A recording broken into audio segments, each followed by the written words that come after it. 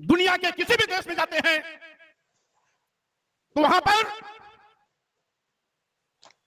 भारत के विषय में भारत की ओर से प्रतीक के रूप में दूसरे देशों के राष्ट्राध्यक्ष को तथागत बुद्ध की प्रतिमा दी जाती है। और साथ ही साथ जब कभी शांति की बात आती है तो हमारे देश के प्रधानमंत्री जी भी कहते हैं हम उस भारत से आए हैं जहां बुद्ध पैदा हुए थे, और जहां बुद्ध की बात होती है वहां युद्ध की बात नहीं हो सकती है। यह भारत की पहचान बुद्ध से है। यह हमारी अतीत गौरवमयी संस्कृति है। हजारों साल तक यह भारत बौद्धमय था। नागवंश, कभी नागवंशी शासक, कभी हर्यक वंशी, कभी वत्स साम्राज्य, कभी नंद वंश, कभी मौर्य साम्राज्य, कभी पाल साम्राज्य, और महाराज हर्षवर्धन तक यह सिलसिला लगातार चला आता रहा है। आप जानते हैं यह जो कुंभ मेला का आयोजन इस संगम तट पर होता है, इसका भी श्रेय बौद्ध राजा महाराज हर्षवर्धन को जाता है, क्योंकि यह परंपरा उन्होंने शुरू की है। आज हमारी संस्कृति को लोगों ने चुराया है, हमारी संस्कृति को अपनाकर अपना बताया है। यह हमारी संस्कृति की खासियत है कि लाख कोशिश किया लोगों ने मिटाने को, फिर भी हमारी बौद्ध धर्म की संस्कृति सबके सिर पर चढ़ करके बोलती है, कोई इसको मिटा नहीं सकता। आप जानते हैं आज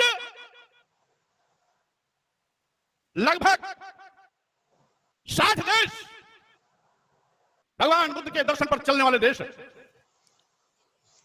चीन और रूस जो 100% कम्युनिस्ट था, वहां भी 40% लोग आज बौद्ध धर्मावलंबी हो गए हैं। विश्व के किसी कोने में पुरातत्व विभाग जब खुदाई करता है तो वहां पर बुद्ध की प्रतिमाएं मिलती हैं, बुद्ध की मूर्तियां मिलती हैं।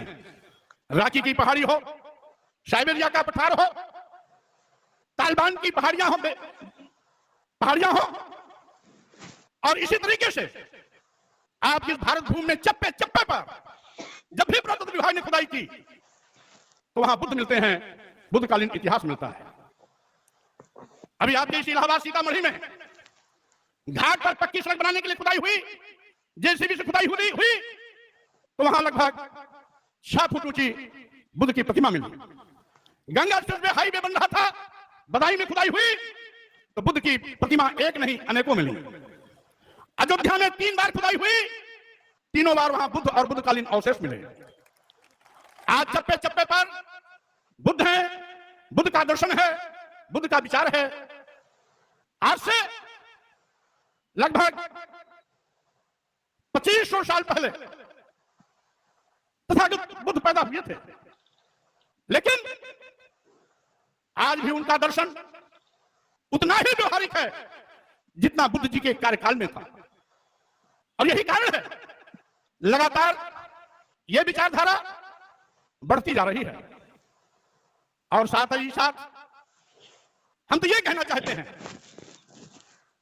जापान जैसे मुट्ठी भर लोगों का देश, जहां का राष्ट्र धर्म बौद्ध धर्म है, तकनीकी क्षेत्र में अमेरिका को भी शिकस्त देने की पावर रखता है। यानी बुद्ध का दर्शन विज्ञान का दर्शन है, व्यवहारिक दर्शन है। और साथियों, यही कारण है लोगों ने जलाने की कोशिश की। नालंदा विश्वविद्यालय, तक्षशिला विश्वविद्यालय, जो दुनिया का सबसे बड़ा विश्वविद्यालय था, दुनिया की सबसे बड़ी पुस्तकालय थी, क्योंकि बौद्ध संस्कृति से भरा पड़ा था, इसलिए लोगों ने उसे जलाने और मिटाने की कोशिश की। लेकिन लाख कोशिश के बावजूद भी आज भी तथागत बुद्ध, उनका दर्शन, उनका विचार आज भी लोगों के दिल दिमाग में है। साथियों, मैं कहना चाहता हूं,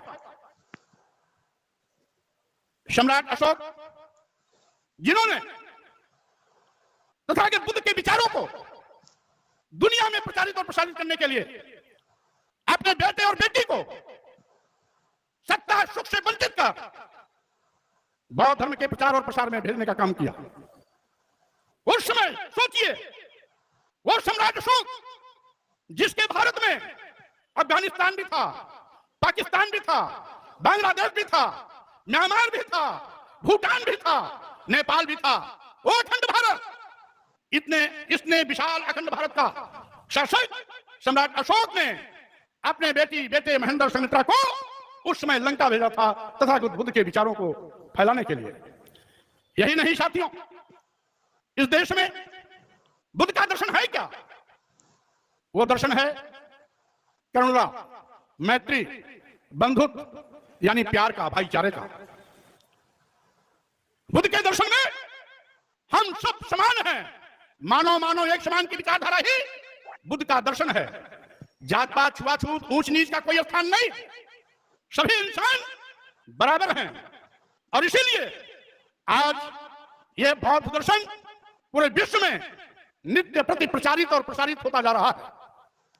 साथियों, समय समय पर हमारे देश के संतों, गुरुओं, महापुरुषों ने भी इस विचारधारा को आगे बढ़ाने की कोशिश की। सम्राट अशोक से लेकर राजा हर्षवर्धन तक बड़े पैमाने पर तथागत बुद्ध के विचारों को जन जन तक पहुंचाने का प्रयास किया। इसके बाद संतों, गुरुओं, महापुरुषों ने कभी संत कबीर, कभी संत रविदास, तो कभी गुरु नानक जैसे संतों, महापुरुषों ने तथागत बुद्ध के विचारों को अमली जामा देने के लिए समतामूलक समाज की स्थापना की बात की। आगे चल करके हमारे महापुरुषों की इसी विरासत खाती को सामाजिक परिवर्तन के महानायकों ने ज्योतिबा फुले के रूप में, छत्रपति साहू जी महाराज के रूप में, सावित्रीबाई फुले, फातिमा शेख के रूप में, भारतीय संविधान निर्माता परम पूज्य डॉक्टर अंबेडकर, पेरियार रामास्वामी नायकर, नारायण गुरु, संत गाडगे के रूप में इस कर्म को आगे बढ़ाने का निरंतर प्रयास किया। उत्तर भारत में पेरियार ललाई सिंह यादव, तो माननीय रामस्वरूप वर्मा जी, तो बिहार में लेनिन कहे जाने वाले शहीद जगदेव प्रसाद कुशवाहा जी ने भी मोटरोला H50 प्रोग्राम, ये शहीद जगदेव प्रसाद कुशवाहा जी ने भी इसी समतामूलक समाज की स्थापना के लिए हंसते हंसते अपनी शहादत दी थी। इन तमाम महापुरुषों, सामाजिक परिवर्तन के महानायकों, संतों, गुरुओं की इसी विचारधारा को सामाजिक परिवर्तन आंदोलन के रूप में मानवर कांशीराम जी ने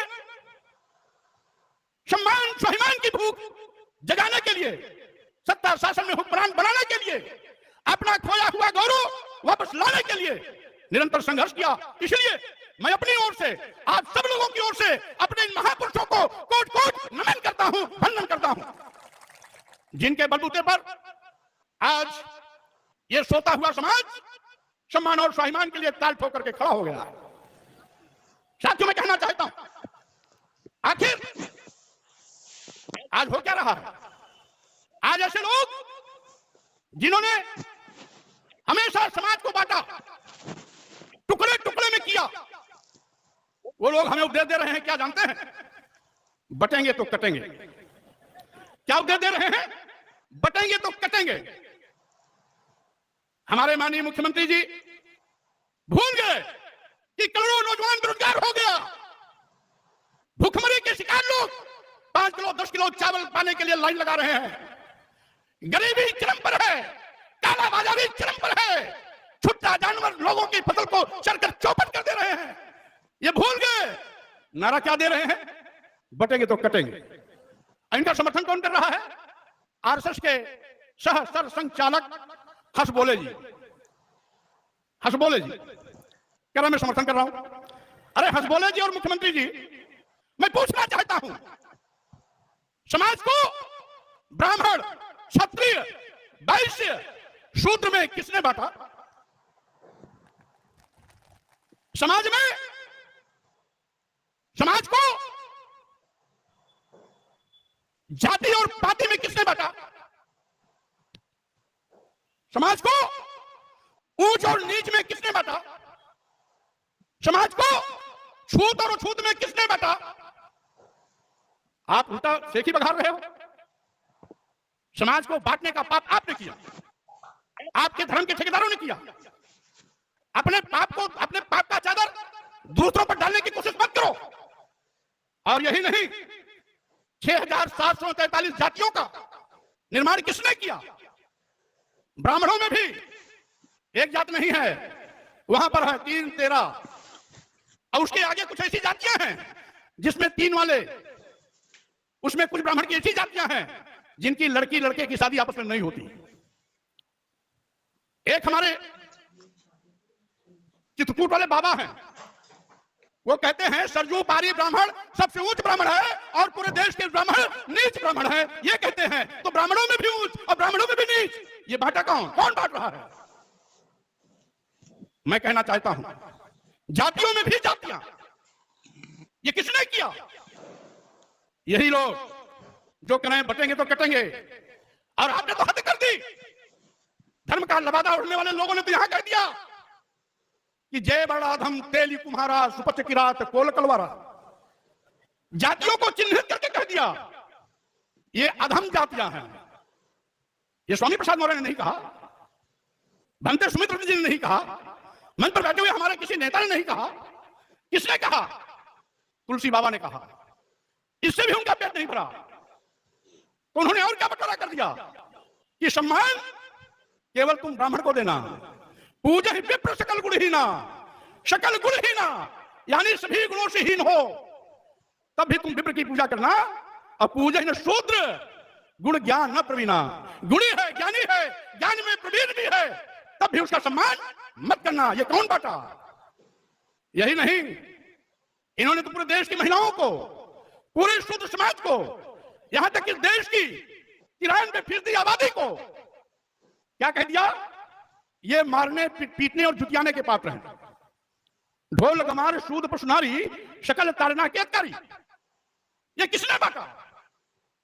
और इनसे भी बड़े एक बैठे हुए हैं जिसको कहते हैं मनु महाराज। मनुस्मृति में क्या लिख दिया कि शूद्रम तु कार्येत दास्यम कृतम अकृतम वा दास्यैव तु जन्मना ब्राह्मणम तु स्वयंभुवा, यानी ब्राह्मण स्वयंभू तक की ताकत है, उसे कुछ करने की आवश्यकता नहीं है, लेकिन शूद्र को गुलामी करनी है क्योंकि गुलामी करने के लिए ही शूद्र को पैदा किया गया है। यानी कौन बांट रहा है? ये शूद्र समाज को गुलाम कौन बनाने का सर्टिफिकेट दे रहा है? महिलाओं को, शूद्रों को मारने पीटने प्रताड़ित करने का लाइसेंस कौन बांट रहा है? तेली कुम्हार सुपच किरात कोल कलवार को अधम जात होने का प्रमाण पत्र कौन जारी कर रहा है? मुख्यमंत्री जी हंस बोले जी, जरा इतिहास का ज्ञान न हो तो मेरी बात सुनकर के अकल आ जाए तो ठीक रहेगा, समझ लोगे तो अच्छी बात होगी, आगे गलती नहीं करोगे। तुम्हारे बाप दादा पुरखों ने बांटा है और हमारे बाप दादा पुरखों ने हमेशा जोड़ा है, इसीलिए अभी नारा लग रहा था तथागत बुद्ध की करुणा हो, यानी ये समाज करुणा, प्यार, स्नेह, भाईचारे का समाज बैठा हुआ है। लेकिन आपने तो जाति में जाति बांट दिया, उसमें भी ऊंच और नीच कर दिया, उसमें भी छूत और अछूत कर दिया, एक में भी अनेक जाति पैदा कर दी। तो बांटने वाले क्या कर रहे हैं कि बटेंगे तो कटेंगे। अरे हम लोग तो कटने के लिए ही पैदा हुए हैं, जब आप हुकूमत में रहेंगे तो हम तो कटेंगे ही कटेंगे, यही हो रहा है। अभी कल झांसी में एक दलित अपने घर का काम कर रहा था, दबंगों ने उसे काम पर बुलाया, नहीं गया तो पहले तो उसको पेड़ पे लटकाया उल्टा, उसके बाद बाल बनवाया, बाल बनाने के बाद पूरे गांव में घुमाया, वो दलित है इसीलिए ना। इसके पहले ललितपुर में एक कुर्मी समाज के घर में नौजवान को मारे पीटे, घर का सामान लूटे, और उससे भी उनका मन नहीं भरा हुआ तो जाते वक्त उसको तेल डाल करके जलाने का प्रयास किया, क्योंकि मौके पर तत्काल पुलिस पहुंच गई, अस्पताल ले गई, किसी उसको जान बच गया। महोबा में एक चौरसिया समाज के 24 साल के लड़के को लोगों ने पीट पीट करके मार डाला। हमीरपुर में एक प्रजापति समाज के 28 साल के लड़के को दबंगों ने पीट पीट के मार डाला। आगे इसी फतेहपुर में कोली समाज के एक नौजवान लड़के को, उसको 18 साल का लड़का था, मौके पर मैं भी गया था, इतना पीटा पैर का नाखून निकाल लिया, मरा समझ के खुद दफनाने जा रहे थे, किसी ने 112 पुलिस को सूचना दी, मौके पर पहुंची पुलिस, उन लोगों ने गिरफ्तार किया, देखा उस बच्चे की सांस चल रही है, अस्पताल ले गए, किसी तरीके से बच गया। स्थानीय पुलिस को बचाना चाहती थी, क्योंकि मौके पर मेरा जाने का कार्यक्रम बन गया, इसको मैंने टाइट किया, उससे 308 की मुकदमा धारा बढ़ी और मेरे जाने के पहले से गिरफ्तार किया गया। इसी मिर्जापुर में पहले एक मौर्य समाज के नौजवान लड़के को, जो छात्र संघ का महामंत्री भी था, उस पर गाड़ी चढ़ा करके लोगों ने कुचल के मार डाला। एक्सीडेंट दिखाना चाहते थे, लोगों आक्रोशित होकर सड़क पे आ गए, बहरहाल पकड़े गए, वो निकले भाजपा के पदाधिकारी लोग, आज भी जेल में। अभी 10 दिन पहले 14 साल के एक दलित लड़के को गड़ासे से काट करके मार दिया। परसों एक दलित परिवार की जमीन जबरदस्ती हड़पने के लिए इतना बुरी तरीके से दबंगों ने मारपीट की कि एक व्यक्ति की तत्काल मौके पर मौत हो गई और 7-8 लोग घायल हो गए जो अभी भी अस्पताल में एडमिट हैं। मैं वाराणसी सारनाथ सुपुर थाने में गया था। नितिन नाम का मौर्य लड़का 18 साल का था, उसको दबंगों ने जला करके मार डाला। इतने से भी उनका मन नहीं भरा तो उसका एक हाथ काट लिया, उसका एक पैर काट लिया। आपके इसी रायबरेली में अर्जुन पासी 21 साल का लड़का है, दबंगों ने पीट पीट कर उसे मार डाला। एक शेड्यूल कास्ट का लड़का, दलित समाज का लड़का, रायबरेली का रहने वाला है, जो अमेठी के शेड्यूल रतनगंज थाने में अंतर्गत स्कूल संयुक्त विद्यालय जिसमें प्राइमरी जूनियर दोनों एक होता है उसमें पढ़ाता था, उसको गोलियों से भून दिया। यही नहीं, उसकी पत्नी उसके 2 बच्चों को मौत की नींद सुला दिया। 4 मौतें एक हो गई। यही नहीं, गोंडा में एक दलित समाज के नौजवान को जो मात्र 22-23 साल का था, दबंगों ने पीट पीट करके मार डाला। मुख्यमंत्री जी, इनमें जितनी घटनाओं को मैंने गिनाया, 3 घटना छोड़ करके सारे घटना को अंजाम देने वाले दबंग आपकी बिरादरी के थे। जिस बिरादरी में आप पैदा हुए हो, कहते हो कि हमें क्षत्रिय समाज पर बड़ा गर्व है क्योंकि भगवान भी इसी क्षत्रिय समाज में पैदा हुए थे। तो क्या आप लोग इसीलिए पैदा हुए हैं कि लोगों को, दलितों को, पिछड़ों को गाजर मूली की तरह काटते रहो और ये गूंगा बहरा अंधा बनकर आपके हिंदू मकर जाल में फंसकर आप तोड़ देता रहे, प्रधानमंत्री बनाता रहे, मुख्यमंत्री बनाता रहे और वो अपने बच्चों की लाश को देख करके उफ भी न कर पाए। कहते हैं बटेंगे तो कटेंगे। यहां तो सब एक है, फिर भी वो कट रहे हैं, मर रहे हैं, जल रहे हैं। एक होने के बावजूद भी ये बांग्लादेश नहीं है, ये पाकिस्तान भी नहीं है, ये भारत है। जिस भारत के प्रधानमंत्री अमेरिका जाते हैं, जब वहां पर आतंकवाद के खिलाफ लड़ाई लड़ने की बात होती है तो प्रधानमंत्री जी कहते हैं हम बुद्ध के देश भारत से आए हैं, इसलिए जहां बुद्ध है वहां युद्ध नहीं। लेकिन आप तो अपने ही लोगों का सर काट रहे हो, अपने ही लोगों को मौत के घाट उतार रहे हो और फिर भी कहते हो शर्म नहीं आती कि बटेंगे तो कटेंगे। किसको उपदेश दे रहे हो? किसकी आग में धूल झोंकने की कोशिश कर रहे हो? और साथियों, मैं कहना चाहता हूं, इस देश में बौद्ध धर्म और जैन धर्म अतीत काल का धर्म है। यद्यपि जैन धर्म का विस्तार नहीं हो पाया, लेकिन बौद्ध धर्म विश्वव्यापी बन गया। हजारों साल तक भारत भूमि पर बौद्ध शासकों का राज था और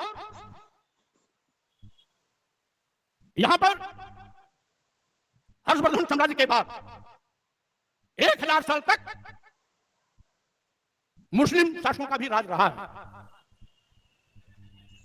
उसके बाद अंग्रेजी हुकूमत भी रही है। आप जानते हैं, इन धर्म के ठेकेदारों ने हजारों साल तक हमें शूद्र बनाया, गुलाम बनाया, धन धरती शिक्षा सम्मान से वंचित किया।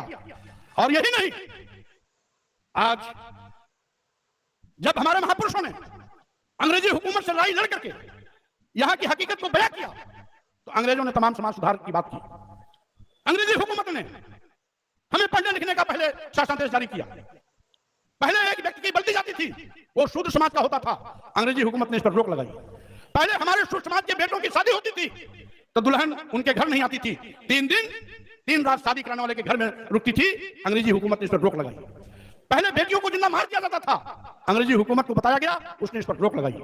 सती प्रथा, बाल विवाह होता था, अगर अचानक 10 साल, 12 साल, 13 साल, 14 साल, 15 साल की उम्र में गौने के पहले अगर लड़का मर जाता था तो लड़की को जिंदा अपने पति के लाश के साथ जलना पड़ता था, अंग्रेजी हुकूमत ने इस पर रोक लगाई। यही नहीं, कानून भेदभाव करता था, शूद्र समाज के लोगों की सजा कठोर होती थी और एक जाति विशेष के लोगों को सजा शून्य होती थी। अंग्रेजों ने बराबर कानून बनाया और उसके तहत पहला सजा हुआ बंगाल कोर्ट में नंद कुमार जी को जेल जाना पड़ा। हमारे कहने का मतलब, अंग्रेजी हुकूमत ने जो भी सुधार लाए, जब देश आजाद हुआ, बाबा साहब डॉक्टर अम्बेडकर तमाम हमारे सामाजिक परिवर्तन महानायकों के साथ जो लड़ाइयां लड़ी और भारतीय संविधान लागू करने का अवसर मिला तो बाबा साहब डॉक्टर अम्बेडकर ने उन सारे अधिकारों को मौलिक अधिकार के रूप में परमानेंट इस देश के सभी लोगों को बिना भेदभाव के सबको बराबर दे दिया।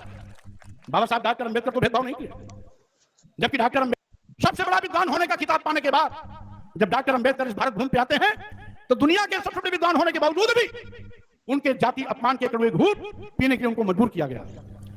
लेकिन उसके बावजूद भी डॉक्टर अम्बेडकर का दिल इतना बड़ा था कि जब संविधान लिखने का मौका पाए तो उन्होंने किसी के साथ कोई भेदभाव नहीं किया।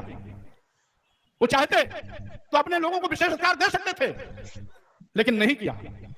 ब्राह्मण, क्षत्रिय, वैश्य, शूद्र, हिंदू, मुस्लिम, सिख, ईसाई, बौद्ध, जैन, पारसी, सबके लिए एक कानून। जो भी भारत में रहता है वो भारतीय है, और सबको एक कानून सामने दिया भारतीय संविधान के माध्यम से।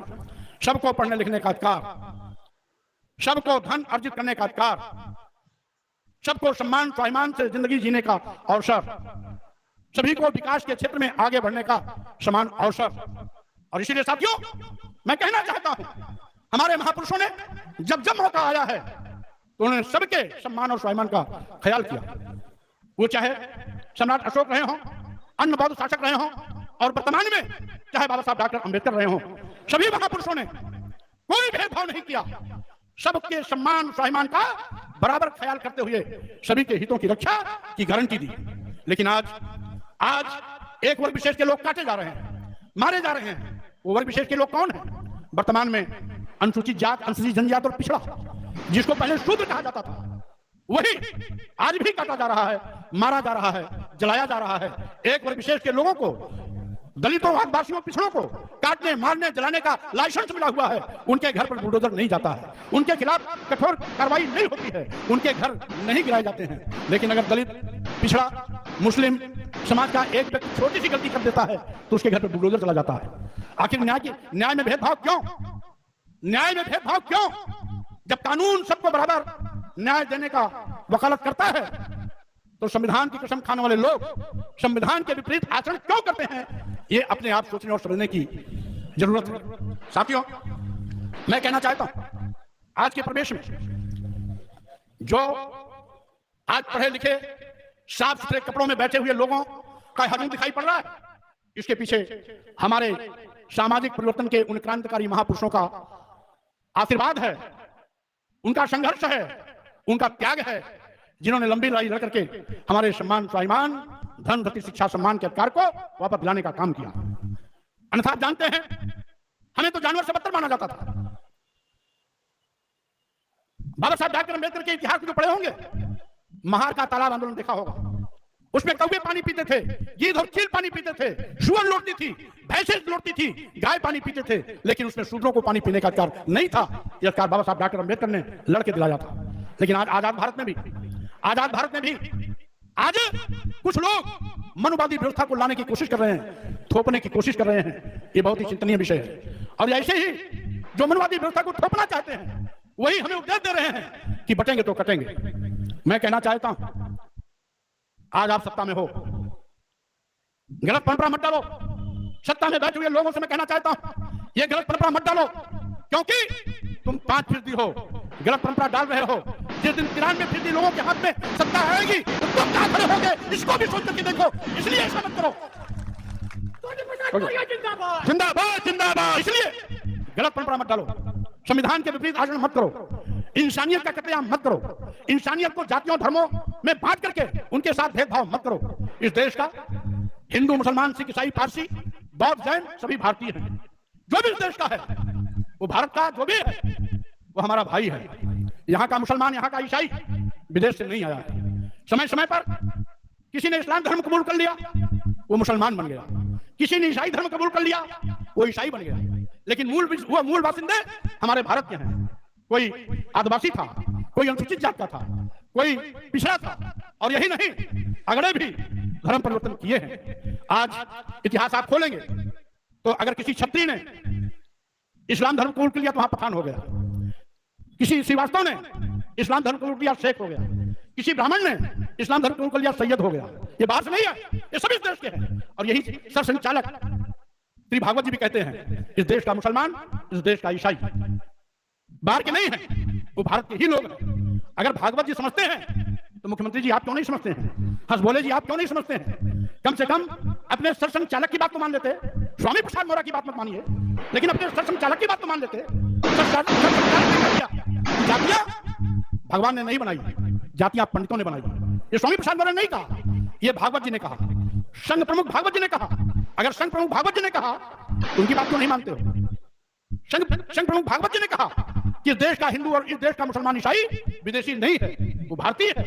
तो कम से कम प्रमुख जी की संघ के प्रमुख भागवत जी की तो बात मान लेते। लेकिन मैं कहना चाहता हूं, जातिवाद के जहर में जो पैदा हुआ है वो जातिवादी चरित्र से बाहर आ ही नहीं सकता। ये तो गुण हमारे महापुरुषों में है, उदार मन, विशाल हृदय, सबको साथ लेकर चलने की क्षमता, मानव मानव एक समान की विचारधारा अगर कहीं कोई मिलता है तो ताकत बुद्ध के दर्शन में मिलता है। इसीलिए मैं कहना चाहता हूं, और साथियों आवश्यकता है, यह धम्मनगरी है, यह महाराज हर्षवर्धन की नगरी है। इसी कुंभ मेले की शुरुआत महाराज हर्षवर्धन यहां रुक करके 1 महीने तक संगम तट पर रुक करके